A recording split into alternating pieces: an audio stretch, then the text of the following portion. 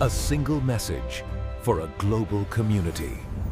connecting the Yoruba heart to the soul of Islam. So, àwọn pen Al-Qur'an tí mo tú rè tí mo fọwọ́ tú ìdí tí mo dẹ̀ ṣe Qur'an yìí ò ju wípé ṣẹ́rí kí ní kan wà tá à ń ṣe ìwádìí lọ́wọ́ ní British Library à ń wo àwọn African heritage àti àwọn nǹkan tí wọ́n ti ṣiṣẹ́ lórí Africa. Yes, bàtà wá débi ọ̀rọ̀ religion, so èmi náà wá yàn síbẹ̀ bàtà wọn wádìí àwọn religion ní Africa country kọ̀ọ̀kan tá wá dé Nàìjíríà àwa ń wo iṣẹ́ tí àwọn ẹ̀kọ́ kan ti ṣe nítorí pé èmi jẹ́ ọ̀kan lára àwọn investigative journalist. Àwọn òyìnbó dẹ̀ náà ṣe training fún mi fún ọdún 4 lẹ́yìn ìgbà tí mo parí Saudi, so London School of Journalism ló train mi, àwọn òyìnbó náà train mi. So tá a bá dẹ̀ ń ṣe ìwádìí àyè kanjú tí wọ́n bá pé kíní kan ní funfun fún wa a lè wádìí ẹ̀ fún ọdún 10 a lè sọ̀rọ̀ lórí ẹ̀. Yes, Africa padà bá a pé funfun ni tí wọ́n pè kankan fún wa ní dúdú àwa fẹ́ mọ̀ àwa máa take time láti ṣe investigation. So now àwa rí wípé ẹni tó kọ́kọ́ translate Quran sí Yorùbá, èmi mo ṣe ìwádìí yẹn, àwa rí pé Reverend Samuel Coe ni Christian ló kọ́ translate Quran sí Yorùbá ní Nàìjíríà tàwa Yorùbá in 1907. ó ń ṣe déédéé ọdún tí wọ́n ní wọ́n ṣẹ̀ṣẹ̀ bí Sheikh Abaludin. So àwọn Sheikh Adamu tẹ̀ ti dáyé rárá nígbà tí arákùnrin yìí translate Quran sí Yorùbá. Wọ́n wá rán mi wá Nàìjíríà kí ká wá Quran yẹn. Kò sí ìlú tí mi wọ̀ nílùú yìí, gbogbo akáyè Ògbómọ̀ṣọ́ ní Ọ̀yọ́ ni àmọ́ rí kọ́pì Quran yìí à ń wá káàkiri. So àwọn Amẹ́ríkà ní láwọn ò ní, ẹnìkan wá tawá lólobó létà wípé University of London SOAS department pé wọ́n á ní.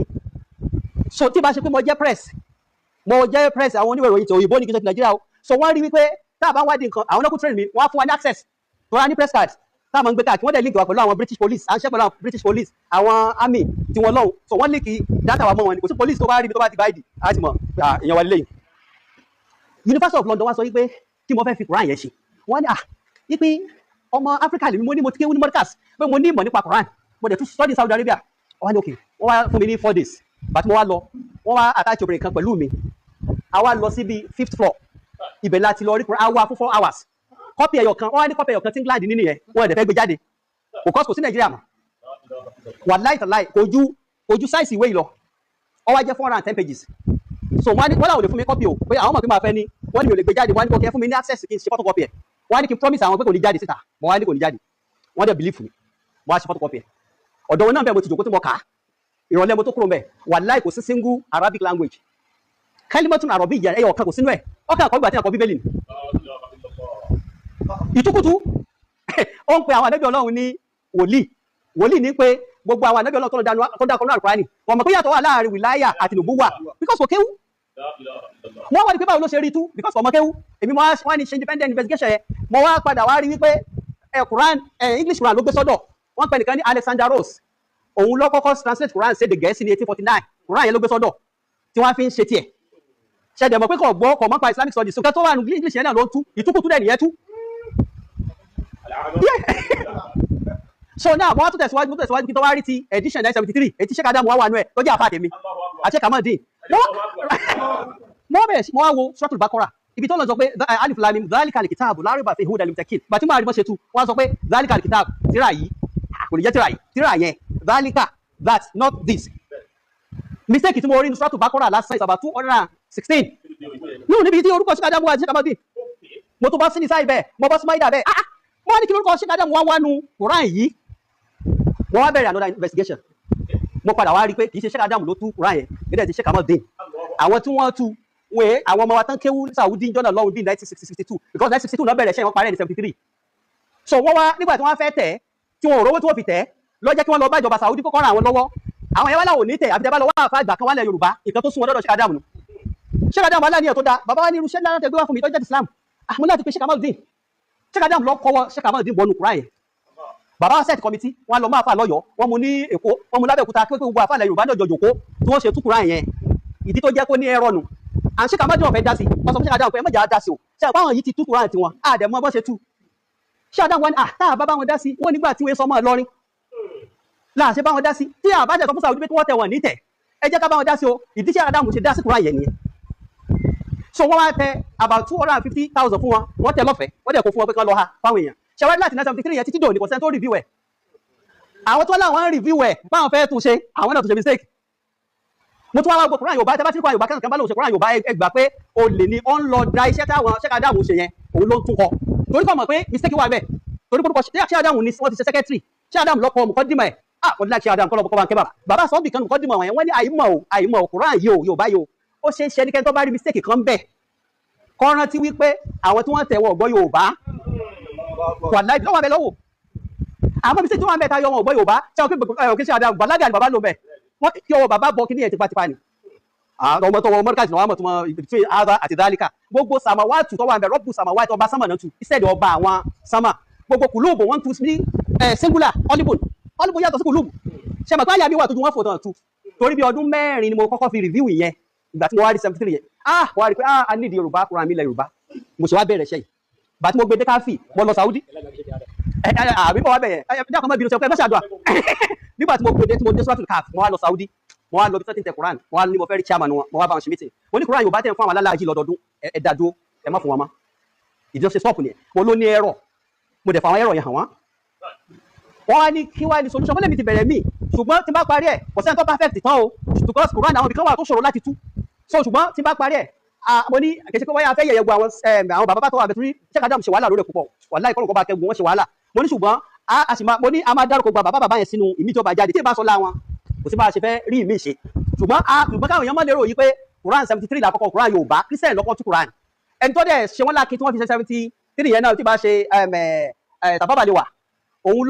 lọ sọ fáwọn kan náà àwọn afáàlẹ̀ Yorùbá jọ́nà lọ́wọ́ pé ó yẹ kí ẹ gbìyànjú kẹ́ ẹ ní Quran Yorùbá kẹ̀kẹ̀gbà tó wọ́n gbọ́ tìyẹn ní Sheikh Adam fi wá bá wọn dá sí so Sheikh Adam wọ́n wá set committee Sheikh Amadi náà fi ṣe alága alátúnṣe dàsípò àwọn ti yẹ̀wò fínífíní kò ní ẹ̀rọ ìdí nìyẹn tí iṣẹ́ ilé ìṣèwà bẹ̀rẹ̀ ṣàwárí gbà tí mo ti fẹ́ parí ẹ̀ Sheikh Adam wá yọ sí mi lójú oorun wàláhì tàláhì àwọn ọmọ mo ní ẹ̀bùn àlá púpọ̀ láti gbà tí mo tọ̀ lọ́wọ́ ọdún méje títí dìs mo ní ẹ̀bùn àlá dáadáa Sheikh Adam wá yọ sí mi lójú oorun wọ́n wá ní Dáúdà mo ní náà wọ́n ní kí ni Quran tó ń ṣe yìí ó ṣe wá fi èdè Gẹ̀ẹ́sì kún bàbá mo ní àlè fi Gẹ̀ẹ́sì kún mo ní because Gẹ̀ẹ́sì ti wálẹ̀ wọ́n ní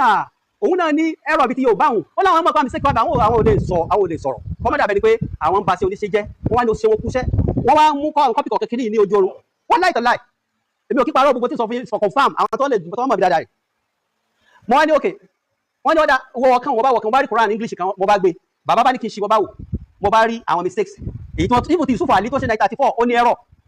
bàbá ní kí n fi Gẹ̀ẹ́sì kún bí ìbá ti parí ẹ̀ ti pẹ́ ló ṣe tó wá lọ́dún mẹ́wàá mi ló ṣe wá wọ 22 years mo wá lọ English Quran bí about 22 mo wá yẹ̀wò lọ́tún lọ́sì so mo wá rí àwọn ẹ̀rọ kan gbogbo English Quran tẹ̀lé tó dà sórí internet yẹ o ìgbà tó yẹ bàbá tó yọ sí mi wọ́n ní ìṣe fi transliteration kún wípé yóò wá unique Ọlọ́run mo ní kí ni mo bá tún bẹ̀rẹ̀ mo ní translation wà lórí internet àti gbogbo translation tó wà lórí internet gbogbo ẹ̀ ló rọrùn tó ráwọn Pakistan àtàwọn India àwọn náà gbégbé kúgbé because àwọn ọmọ ẹ̀ẹ́dráàlì pé tó bá fẹ́ pé alẹ́zí wọ́n ní alẹ́zí wọ́n á pè kẹ́ bí zain so tẹ́ bá wá kọ alẹ́zí ní làzí ìkan bí ní túbọ̀ ní èdè lárúbáwá kìí ṣe alẹ́zí tinú Quran mọ́ mo wá tún bẹ̀rẹ̀ ṣẹ́yìn ìdí tí àwọn pẹ́ẹ́nì ṣe pọ̀ tó báyìí òun lélẹ́yìí ṣé wá rí àwọn translation yẹn ó pọ̀ gidigidi o so torí òun ló wá le jù translation ló le jù because tẹ́ bá kọ translation bí gbà tí ẹ fẹ́ mọ ká Quran pẹ̀lú tajwid ṣàpẹ́ tẹ́ bá rí nùkúrán al-malaika tó ní mọ́dà tẹ́ bá fẹ́ kọ màláìkà ní translation tẹ́ bá kọ ní malaika ó wrong àbí kọ́ ìkẹ́ fi bí a bí mẹ́ta àbí mẹ́rin gan sí yóò máa ṣe ní màláìkà tù òun là ń pè translation mo wá ṣe gbogbo chapter kọ̀ọ̀kan bẹ́ẹ̀ ẹ wo òun ní ọwọ́ ni mo fi kọ́ translation rẹ̀ ọwọ́ ni mo fi kọ́ gbogbo ẹ̀ wà láì so nígbà tí mo wá parí ẹ̀ mo wá rí gbúrú sẹ́yìn mo láti jẹ́ kí àwọn ẹlòmíràn yẹ̀ wò wọ́n á gbé lọ University of Lagos Professor Badmus àwọn ni wọ́n kọ́kọ́ yẹ̀ wò tí wọ́n kú láìpẹ́ yìí yes àwọn ni wọ́n kọ́kọ́ yẹ̀ wò wọ́n ka ọmọ rí pẹ̀lú bá evidence sí wọ́n láwọn bá ti jẹ́ professor àwọn olè ṣe o káwọn sòdòdó fún mi ìgbà tí mo kú lọ́dọ̀ wọn mo wá gbé lọ University of London mo wá ní kan yẹ̀ wò torí wọ́n ní àwọn tí ń kọ́ wọn Yorùbá ń bẹ̀ tó jẹ́ professor kò wọ́n láwọn òyìnbó tí wọ́n mọ̀ pa Arabic tó wé ṣe mùsùlùmí gbogbo wọn á jókòó ìgbà tó parí meeting wọn wọ́n ní iṣẹ́ tí mo ṣe yìí ṣe professor bíi 25 ni o káwọn sòdòdó fún mi wọ́n ní kì í ṣe èèyàn kan ọ̀kan ni wọ́n láwọn rò pé èèyàn lásán ni mi ò mo ní àtọ̀ ìbí ọmọ wọ́n ní kì í ṣiṣẹ́ tí èèyàn kan lè jókòó tí ó ṣe bíi professor 25 ní university ní máa ń jókòó ṣe irú kìíní wọ́n ní bó ṣe wà yìí wọ́n sọ ètò value jọ́nà lọ mi ní sọ ní àsìkò lẹ́yìn ẹ̀ wá gbé lọ Saudi embassy èmi àti ambassador Saudi a ṣe meeting àwọn ẹlẹ́wọ̀n máa rà á ní $5 million mo lé mi ọ̀tá torí mi ò ṣe torí owó mo lé mi ọ̀tá torí owó àmì oníṣẹ́ mi ò ṣe gbogbo tí bá fẹ́ ṣe mi ò ṣe torí owó àwọn tó mọ̀ mí rè tíra tafsir al-amal fi tafsir al-afal tí mo kọ kí tó jáde Markaz èmi là kọ́kọ́ Markaz tó ṣe tíra kó tó jáde Markaz orókù bí oṣù mẹ́ta sí mẹ́rin tá jáde ni mo ṣe tíra yẹn 3000 copies ni mo ṣe mo dẹ̀ ha bí 15 fáwọn èèyàn níjọ́ náà lọ àsọ́lọ̀ ń wo àníyàn mi tẹ́wọ̀n pé àmọ́ bí ẹyọ kan ṣe rìn tálátálá títí fi dọ́dọ̀ Kínfàdì ló fún mi scholarship àní wọ́n wá mi káàkiri wọ́n wá mi dé mọ́ríkàsì nígbà tó wá mi dé mọ́ríkàsì wọn rí mi títí ṣe mọ̀ pọ́n mọ́ríkàsì ni mi pé mọ̀kọ́ dìmọ̀ tí mo kọ́ mọ iṣẹ́ kàdámù níbẹ̀ tí àwọn wà ń bí màá fi ẹ̀yìn kẹ́ tó lọ mo sì ní kọ́pì àwọn wá ní mọ́ríkàsì lélẹ̀ yọ jẹ́ so ìtàwọn ṣe ni pé wọ́n wá Kínfàdì wá pé ambassador Nàìjíríà sí ọ́fíìsì ní Riyadh pé àwọn wá ọmọ kan ń jẹ́ Dawood ó ṣe tíra kan mínísítà kan ló mú tíra yẹn dọ́dọ̀ òun wá gbà lọ́wọ́ òun kà òun wá ń gbọ́ òun pé fún ọmọ yìí scholarship fún ọmọ yẹ Kínfàdì lọ sọ tó rán gbé mi lọ́dọ̀ ẹ̀ fún ọmọ yìí ní scholarship òun wá wò pé báwo ló ṣe fẹ́ rí ọmọ yìí so the set committee ni ẹ so Nigerian ambassador to Saudi Arabia open Alhaji Magaji ọmọ Hausa ni òun ni wọ́n wá láwọn fún as compulsory assignment kan wá mi jáde wọ́n wá involve Nigerian government lọ́jọ́ kan rí mi wọ́n send letter sí Abacha lọ́wọ́ lórí Abacha wá send ìwé mi àti letter sí Adoba University Kano sọ pé Arabic department wà bẹ́ẹ̀ àwọn Kano náà wá mi lọ mọ́ríkàsì kí ṣe rọ Sheikh Sidik Farouk tó jẹ́ ẹ̀gbọ́n oníkìjìbá òun ni mọ́ríkàsì rán sí mi pé kí n wá sí mọ́ríkàsì Ọlọ́run bá ń gbọ́ sọ àwọn mọ́ríkàsì kí n bọ́ sí mọ́ṣáláṣí ìmọ̀ pé mi ọ̀sẹ̀ wọ́n ní kí gbogbo àwọn mọ́ríkàsì kan wọnú mọ́ṣáláṣí Sheikh Dawood Afan lánàá gbé microphone jọ́nà lọ́hùn yes ẹ lọ bí wọ́n gbogbo tí àwọn tí sọ ìwà láyé wọ́n ní dúró wájú wọ́n ní àfà tó dúró síwájú yìí ta lọ́mọ ìgbà táwa wà ní sátọ̀tà òjì táwa jáde tó àrọ́ bí àṣẹ fún àti bọ́ sí gbogbo wọn náwó pé àwọn ọmọ Afá Dawood ó ní gbìyànjú nǹkan kan wọ́n sàkádùkú sàn sọ tó mọ̀ pa mi Sheikh Dawood Afan làwọn sọ bó ti dúró òun Saudi ń wá kò sí mà tá a bá sọ pé ẹ múra sí kéwù mọ́ sọ pé kíláà fi kéwù ṣe Saudi ń wá tíra tó ṣe ní 1995 tó gbogbo àbá Amẹ́ríkà sì mọ̀ fún tíra náà jọ náà pé ẹ múra sí kéwù ìkẹ́tọ́ kan fẹ́ mẹ́sẹ̀jì tó rẹ̀ pè mí nù àwọn náà fún mi ládírẹ́sì bí táwọn tán wà mí yẹn wà ní Kòyí so láti Kòyí wọ́n kàn gbé mi lọ Saudi embassy so nísìnyí Saudi embassy l'Abuja náà ní tó wọ́n ti sẹ́ndì tíkẹ́ẹ̀tì sí mi àti miniha ipe passport mi dà mo lé mi kọ́ mo lé mi bíkọ́sì mi ọkọ̀ lẹ́tà Saudi wọ́n ní kí ni Kínfàdì ló fi mo lé mi ọ̀nà tí ń jẹ́ Kínfàdì èmi ọ̀dẹ̀ gbọ́ orí tó tọ́ kílọ̀kan wá pẹ̀lú ní sùjọ́dọ̀ lọ mo lé ọ̀nà tí ń jẹ́ Kínfàdì mo lé mi kọ́ lọ́ bá gbé photocopy tíra yìí jáde láti inú drawer ó ní ìwọ́kọ́ ló ṣe tẹ̀sí àmọ́ ní tẹ̀sí nípa àbí ìwọ́kọ́ ló ṣe tíra yìí mo ní mo ṣe 1995 ó ní kọ́pì tíra yìí wọ́n ti rí Saudi ìjọba ti fún ọ ní scholarship ó wá ní báwo ni bàbá mi ṣe jẹ́ pẹ̀lú Kínfàdì mo ní ó ń ṣe gómìnà bàbá mi àbí mínísítà because tí wọ́n bá jẹ́ nǹkan pé kò sí wọ́n ṣe fẹ́ mọ Kínfàdì so lọ́rọ̀ kan bọ́rọ̀ tí Fọlá ṣe jẹ́ ni ṣe wá rí gbogbo tí wọ́n kọ́ wa mọ́ríkàs láìlà ó wúlò fún mi níbi iṣẹ́ yìí because tí wọ́n bá ọ̀rọ̀pọ̀ ọmọ náà sọ̀rọ̀ fún olè tó kúrò àgọ́ sí jẹ́ bẹ́ẹ̀ àwọn kíkọ́ wọn bẹ̀ kọ́ wa mọ́ríkàs tí gbogbo àwọn ọmọ yẹn ó wúlò sínú bí journalism tí mo lọ ṣe lọ́dọ̀ àwọn òyìnbó ó wúlò tí iṣẹ́ yìí fi ṣe àṣeyọrí báyìí náà ibi tá ti kéwú báwo ni mo ṣe wá níjẹ́ kan mọ̀ mo wá pé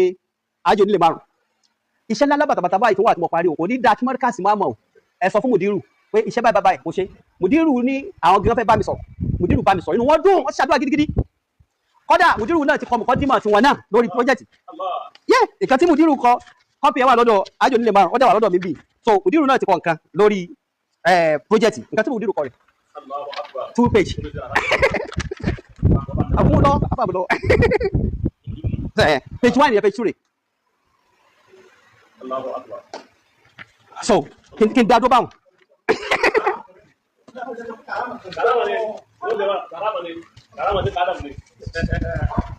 Dákùnkẹ́ tó lọ ṣe wá rí torí ẹ̀ lè fi gbogbo ẹ̀ sínú àdúrà ni o ìgbà tí a bẹ̀rẹ̀ sí táìpù ẹ̀ tá ń design lọ́wọ́ wọ́n á sọ fún mi lójú pé kì í ṣe ìkankan fún àwọn ọmọ kéékèèké wọ́n á fi develop wọ́n á decide láti mú 13 chapters àwọn short chapter yẹn wọ́n á sà wọ́n jọ láti design ẹ̀kọ́ jẹ́ another edition fáwọn ọmọdé pé ṣe fún àwọn kéékèèké tábà kan Kùránì àfẹ́ kọ́mọ̀ túmẹ̀ so mo á fẹ́ bírèkì bàrí àyẹn káwọn ọmọdé kò sí láìdí kan mọ̀ túmọ̀ kẹ́ tí wọ́n ń kà láti kékeré ìdí tí mo ṣe wá ṣe 13 chapter yìí mo wá tún nílà káyì tí wọn tó ṣe déédéé wọn so Arabic transliteration then translation àti Yorùbá so Arabic transliteration ẹ tí ó bá lè ka Arabic yọkà ilé sẹ́ni tí ń kẹlẹ́ Yorùbá múra yọkọ̀ rẹ̀ tẹ̀ ti ka Arabic because mo kọ́ pẹ̀lú tajwid then English then Yorùbá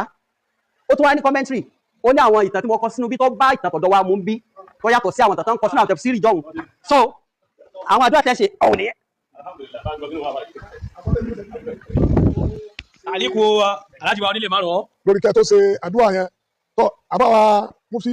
ẹ̀rẹ̀kọ́dù kẹ́ tó wà nílẹ̀ tó ìṣẹ̀lẹ̀ alá ni àbáwa jákèmá àbáwa Ibrahim àbáwa láti sẹ́yìn àti gbogbo àwọn afá tó wà ń kálà àtàwọn ọmọ kéwú ìsẹ́ni nígbà tá a bá ń sọ̀rọ̀ tí wọ́n ní ìròyìn ọ̀dà bí àmójúbà Ọlọ́run dáwọn ẹ̀dá yàtọ̀sù bí àmọ́ ti máa yẹ sà ọpẹ́ táwa ń dá fọlọ́run ni pé tọ́lọ́run jẹ́ ká máa nàgàwé inú ọmọ kéwú Sheikh Adamu Arewa abayin dúpẹ́ lọ́dọ̀ Ọlọ́run mọ́mí àmọ́mí ìlàwọ́làwù àmà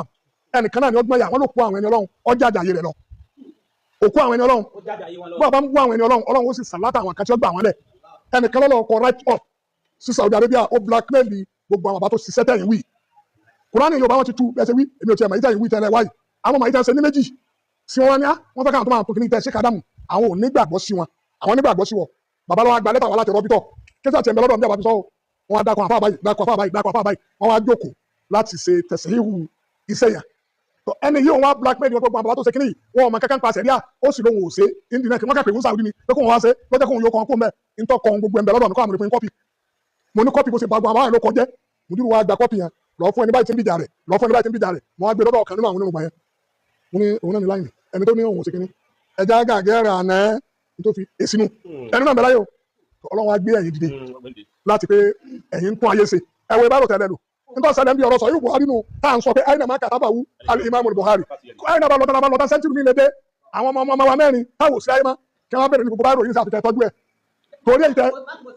tọ́ torí èyí tẹ́ tú yìí torí èyí tẹ́ bá ṣe kí wọ́n rí pẹ́sẹ́ tẹ́ ṣe ni olú aláàánú àfáà àdúrà dá sí ọlọ́mọkùnrin pa ntí bàbá wíṣẹ́ bàbá wíṣẹ́ bàbá lọ sọ̀rọ̀ òun fẹ́ nìkan ó ní wà ká nàbì dálíkà ayata min ayatillah وعجوبة من عاجب الدار وكرامة للشيخ لأنه أول من تباخر وتخرج في مثل سنة وانا بقى في اللغة العربية والإنجليزية حتى أصبحتم بارا عميقا في العلوم الأكلية والناكلية اللهم بارك الله فيكم متمنيا لكم المزيد من التوفيق والنجاح حافظكم الله دائما بوجوه الخير وراعيا لركاب العلم وأمدكم بعونه وتأييده أدوك الله نكاين سيكوندازكم مدير أتكم مدير لو مركز التوال القرآني فلو لا يجوز سنيرو أنه إلى الأمام إن شاء الله إلى الأمام إن شاء الله إلى الأمام إن شاء الله. Jọ̀wọ́ ṣe àkíyèsí láti subscribe fi like sílẹ̀ àti tẹ àròsọ bell fún àwọn ìmọ̀ràn tọlọ́fìn. Assalamu alaikum wa rahmatullahi.